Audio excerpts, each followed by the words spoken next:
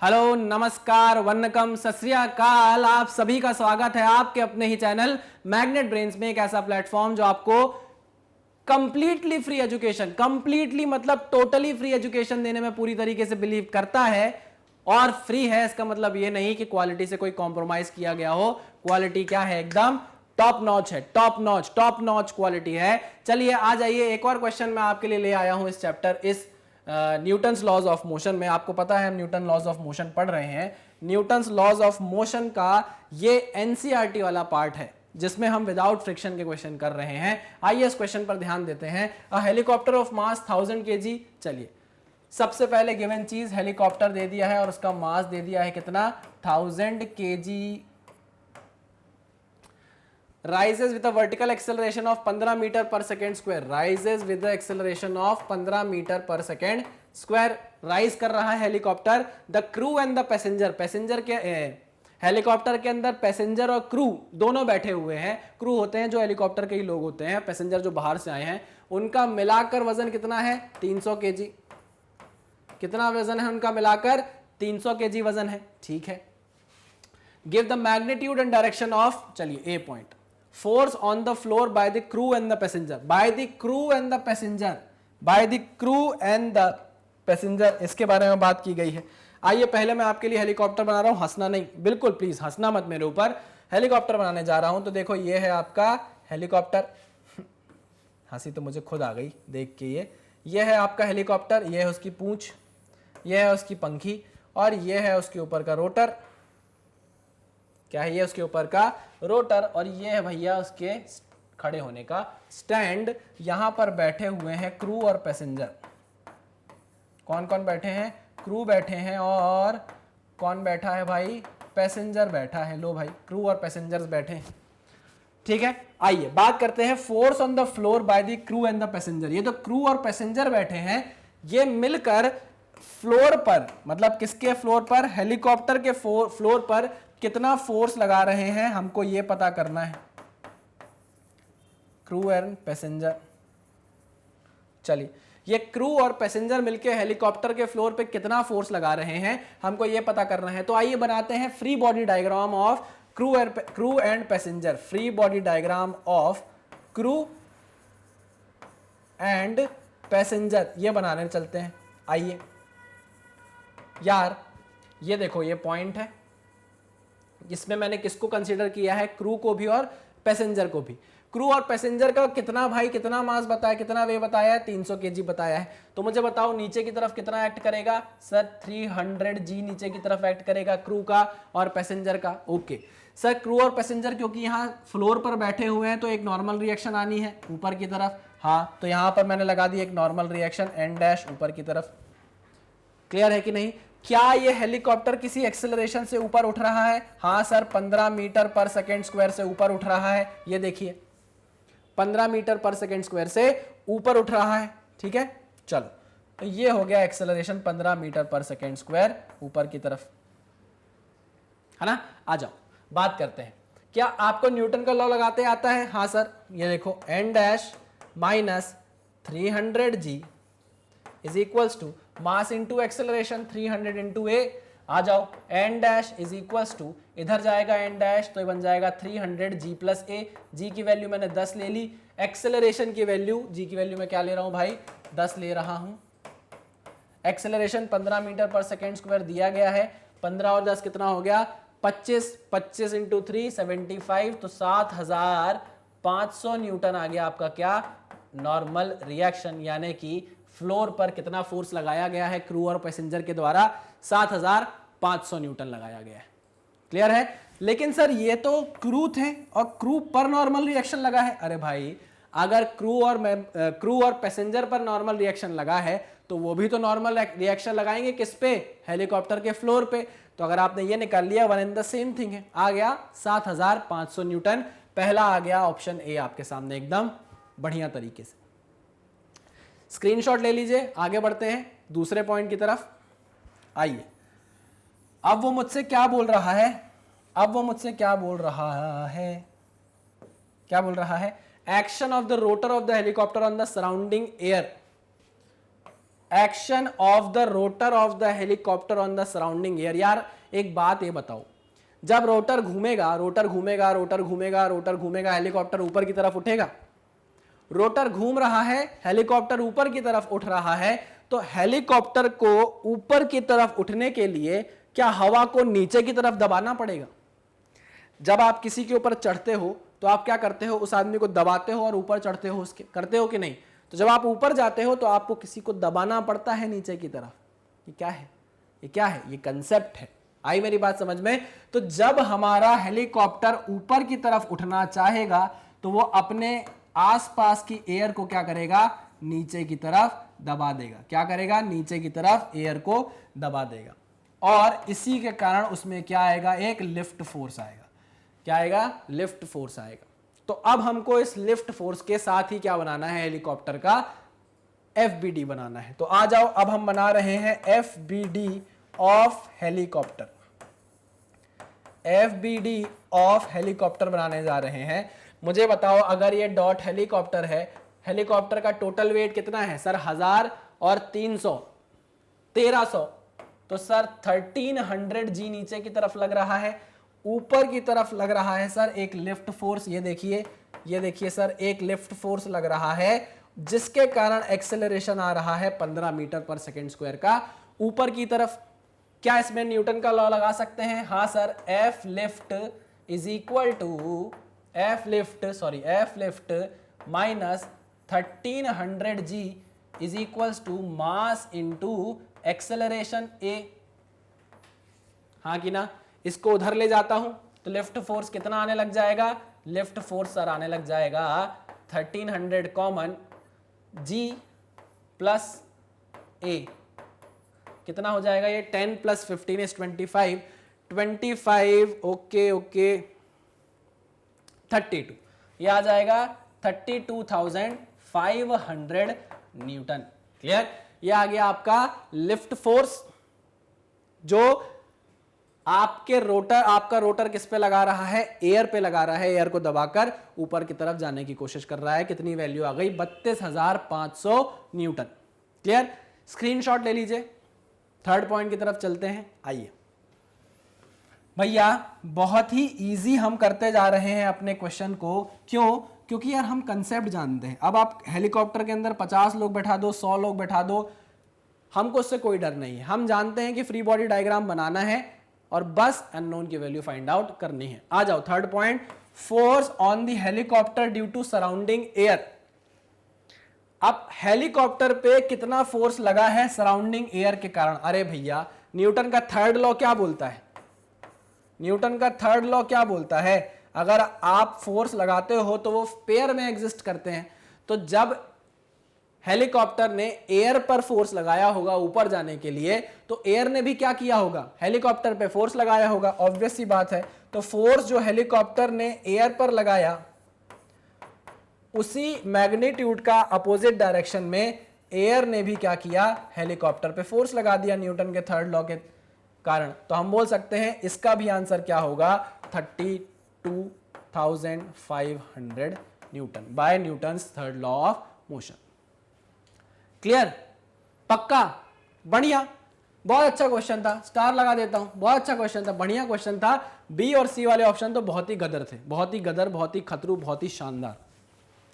Concept पकड़ पाता है ऐसे क्वेश्चन। क्या करता है? आपको कंसेप्ट के बारे में सोचने पर थोड़ा सा मजबूर कर देता है। चलिए इसका स्क्रीनशॉट ले लीजिए। हम बढ़ते हैं अपने एक और क्वेश्चन की तरफ। आइए, ये लो भैया, कर दो क्लियर। नेक्स्ट क्वेश्चन क्या बोलता है? चलो देखते हैं। नेक्स्ट क्वेश्चन आपसे बोल रहा है, ओ हो, a stream of water flowing horizontally with a speed of 15 meter per second gushes out of a tube of cross sectional area 10 to the power minus 2 meter square and hits a vertical wall nearby. What is the force exerted on the wall by the impact of water assuming it does not rebound? चलो यार, मैं एक बात आपको बता दूं, ऐसे question ना जब आप इंजीनियरिंग के लिए जाते हो, इंजीनियरिंग में आप लेते हो मैकेनिकल इंजीनियरिंग अगर, तो उसमें एक सब्जेक्ट होता है फ्लूइड मैकेनिक्स। क्या होता है? Fluid mechanics. उसमें ऐसे भर भर के क्वेश्चन आप सीखते हो। क्या करते हो, एकदम भर भर के क्वेश्चन ऐसे आते हैं और आप वहां पर ये सब चीजें बहुत अच्छे से सीखते हो। ये उसी चीज का एक छोटा सा रिव्यू, एक छोटा सा क्या प्रीव्यू आपको दे दिया गया है अभी आपके 11th की फिजिक्स में। ठीक है, चलिए ऑल द बेस्ट सारे उन लोगों को जो आगे जाकर मैकेनिकल इंजीनियरिंग लेंगे, बहुत इंटरेस्ट आएगा अगर आप ऐसा करते हो तो। आइए बात करते हैं, स्ट्रीम ऑफ वाटर है, लो आई स्ट्रीम ऑफ वाटर बना देता हूं मैं, किसी पाइप से होकर जा रही है, ठीक है ना, मान लेता हूं मैं किसी पाइप से होकर जा रही है, ये लो, ये स्ट्रीम ऑफ वाटर है, ठीक है, इसके अंदर से आपका जो भी है पाइप है, मतलब स्ट्रीम ऑफ वाटर इसके अंदर से जा रही है, सामने एक वॉल है, थोड़ी और दूर कर देता हूं वॉल, सामने एक वॉल है। अब क्या हो रहा है, स्ट्रीम ऑफ वाटर है, स्पीड है 15 मीटर पर सेकेंड, बाहर निकल रही है और हिट कर रही है किसको, बाहर निकल रही है और हिट कर रही है किसको, वॉल को।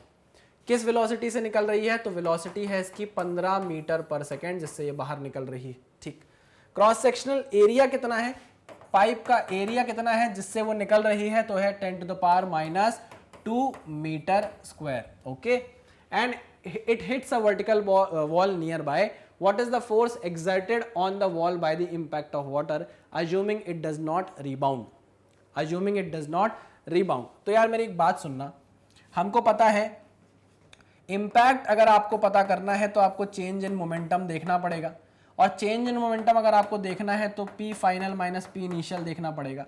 यार फाइनल तो मुझे पता है 0 हो जाएगा, क्योंकि टकरा जाएगी वॉल से जाके हमारी स्ट्रीम, तो जब टकरा जाएगी स्ट्रीम हमारी वॉल से जाके, तो उसका फाइनल मोमेंटम हो जाएगा 0। तो मुझे बता दो इनिशियल मोमेंटम कितना होगा, तो सर इनिशियल मोमेंटम होगा उसका mass into velocity, minus sign बता रहा है कि फोर्स लगेगा अपोजिट डायरेक्शन में, है ना। चलो ठीक है ना, मतलब पानी पे वॉल फोर्स लगाएगी इस डायरेक्शन में, पानी वॉल पे फोर्स लगाएगा इस डायरेक्शन में, एक ही बात है।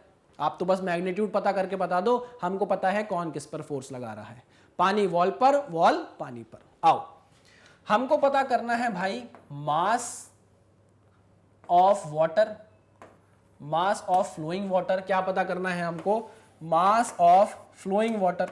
ये अगर हमको पता चल गया तो हमको वेलोसिटी पता ही है, हम वेलोसिटी से क्या करेंगे, मल्टीप्लाई कर देंगे अपने मास को, तो हमारे पास क्या आ जाएगा, इंपल्स आ जाएगा, इंपैक्ट आ जाएगा, चेंज इन मोमेंटम आ जाएगा।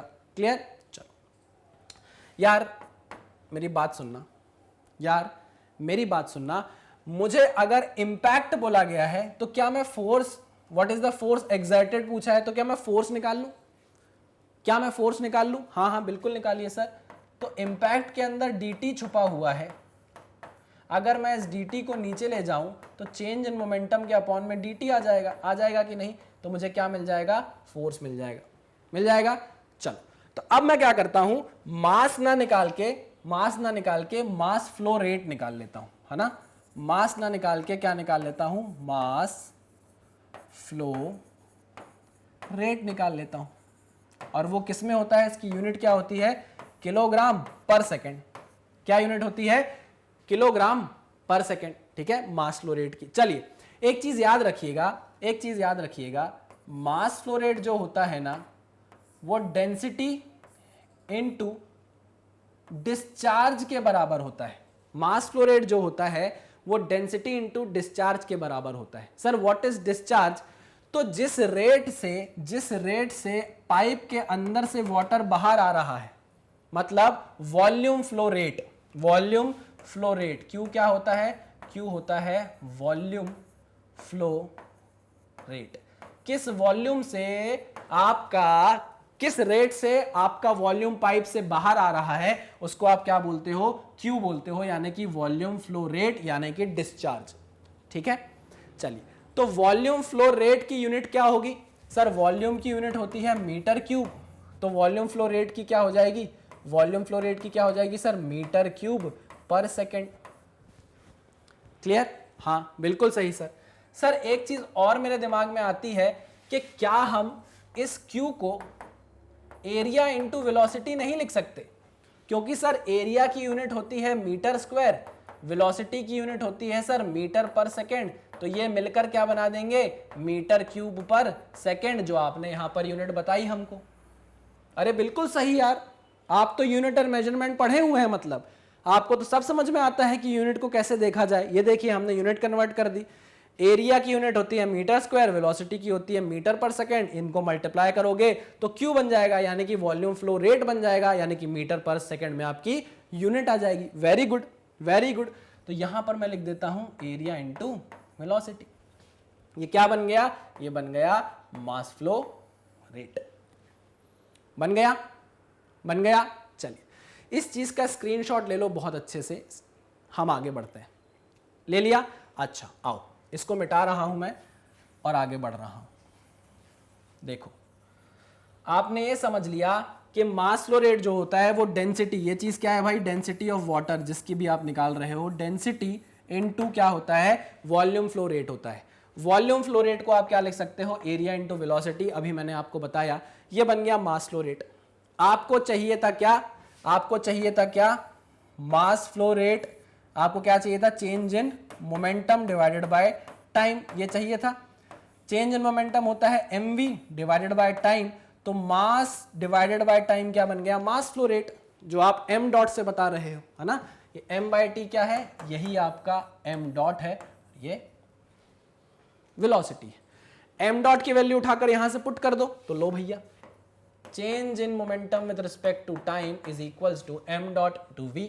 m डॉट की वैल्यू है density into area into velocity, और मल्टीप्लाई किससे करना है? वेलोसिटी से। तो ये क्या बन गया? रो ए वी स्क्वायर बन गया। बहुत अच्छा क्वेश्चन है, बहुत अच्छा क्वेश्चन है, ध्यान रखना।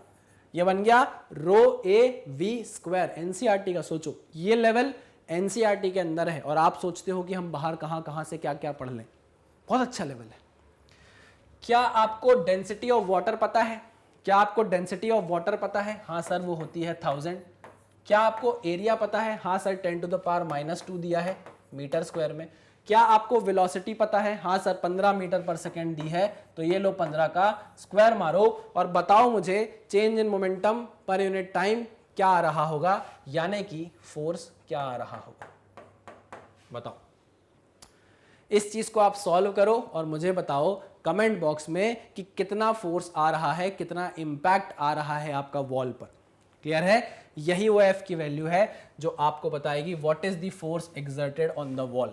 What is the force exerted on the wall. मैं कमेंट बॉक्स में आपके आंसर का इंतजार करूंगा। ठीक है? क्लियर है? 100%।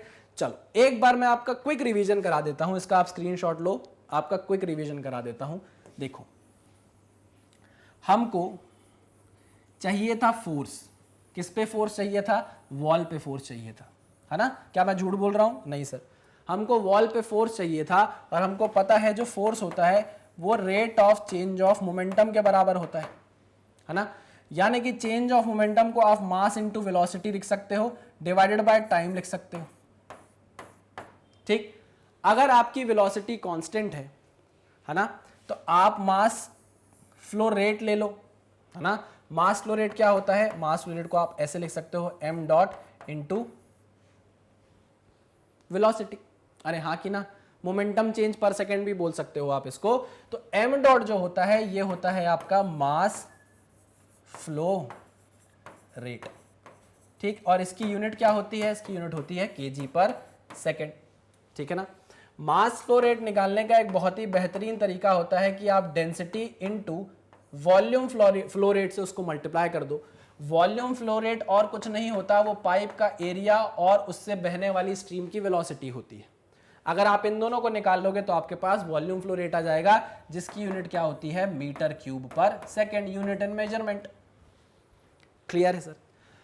अगर Q को आप A इंटू वी लिख सकते हो, तो क्या आप मास फ्लो रेट को density into area of the pipe into velocity of the stream नहीं लिख सकते? बिल्कुल लिख सकते हैं sir. This is the mass flow rate. लेकिन जो सर फोर्स है, जो फोर्स है सर, वो फोर्स क्या है? वो फोर्स क्या है? वो फोर्स है sir mass flow rate into velocity. मतलब आपको यहां पर एक वेलोसिटी और मल्टीप्लाई करनी पड़ेगी, तो आपके फोर्स का फॉर्मूला क्या आ जाएगा? रो ए वी का square. Rho a v into v, rho a v square. Value put करो और सीधे सीधे फोर्स आपके पास आ जाएगा। क्लियर? तो ये एक क्विक रिवीजन था, क्योंकि ये 2 स्टार लेवल का क्वेश्चन है, अच्छा क्वेश्चन है, तो आप इस फॉर्मूले को याद रखिएगा। क्लियर? क्लियर, पक्का? अच्छा, आप लोग बहुत बार मुझसे बोल रहे हैं कि सर स्टार्ट करिए यूनिट एंड मेजरमेंट से, चैप्टर 2 से स्टार्ट करिए, चैप्टर 1 से स्टार्ट करिए, बीच से क्यों स्टार्ट किया है? तो बिल्कुल इस बारे में सोचा जा रहा है, आप उसकी टेंशन मत लीजिए। एक बार अब ये चैप्टर स्टार्ट हो चुका है तो उसको खत्म होने दीजिए, फिर हम बिल्कुल आपके लिए सोचेंगे मैग्नेट ब्रेन्स क्या करके करता आया, यही तो करता आया है, आपके बारे में सोचना। तो बिल्कुल इस बारे में आपके बारे में सोचा जा रहा है, तो आप टेंशन अपने सर से निकाल दीजिए, अभी बस पढ़िए, अभी बस इस चैप्टर पर ध्यान दीजिए। चलिए, तो इसके साथ खत्म होता है आज का हमारा लेक्चर। मिलते हैं हम अपने नेक्स्ट लेक्चर में, और अच्छे क्वेश्चंस हम डिस्कस करेंगे और अच्छे से समझेंगे अपने नए कंसेप्ट्स को। चलिए, थैंक यू वेरी मच।